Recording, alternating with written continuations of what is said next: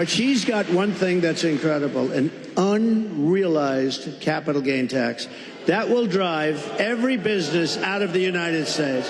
So what that is I don't know how they can possibly administer. The only ones that are going to make money are appraisers and accountants. So they're taking a business, might have not a lot of money, but it might have great land, and they're valuing it. And what was it this year compared to next year? You got to put down a value, and then you got to go out and you have to pay tax, even though you haven't sold anything. It's the craziest thing I've ever heard.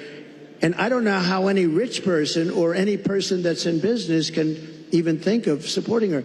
It's the craziest thing I've ever heard. So, and they're going to raise the capital gains tax, Willie, a lot. Now, as far as regular, people are going to have to pay a lot more tax. Your taxes, she said, 70 to 80%. Some people will pay 70, 80%. You have to understand, a lot of these people are international business people. A lot of these companies are international. They don't care if they're here or someplace else. They go for the best deal. They go for their shareholders. If they raise the taxes like that, they go to other countries. You know who got a lot of our companies? Is Ireland. Years ago, they took our pharmaceutical industry because they gave them a better deal. They will leave our country. They will leave all those jobs that we created. And I want people to pay fair taxes and all of that. But she's going to be raising your taxes to 50, 60, 70%. And it's not sustainable. And even for the companies, if they have to pay too much, they're going to leave the country and you're not going to have any jobs. So we have to be very, very careful about it. We have to be very, very careful. And I have to tell you that this has really been an honor. This will be the most fun of any state because we're going to bring back an industry that you can do it. You know, we're going to bring back an industry. And mark my words, if for some reason some tragedy happens, because it would be a tragedy beyond the auto business for the whole country, I really believe that. If a tragedy happens and we don't win, there will be 0 car jobs, manufacturing jobs. It will all be out of here. And that includes South Carolina. That includes other places that are competitors of yours. You won't be making cars here anymore. You won't be making anything in our country anymore.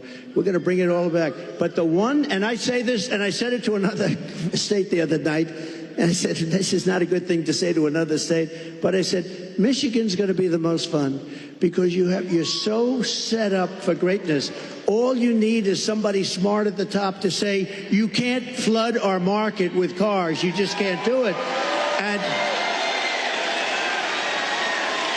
And if I say you have to pay 100%, you know China pays a big, but I didn't do the big number yet.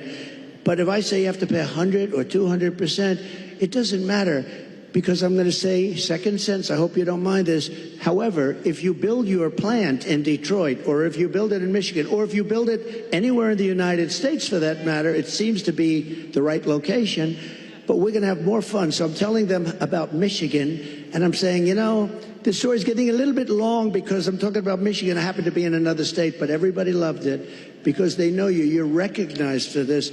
We're going to get, now, they go from paying 100% tariff to paying nothing. All they have to do is build their factory and spend their hundreds of millions of dollars in your state. This will be like taking candy from a baby. It'll happen first, and you get the credit. I'm going to give you the credit.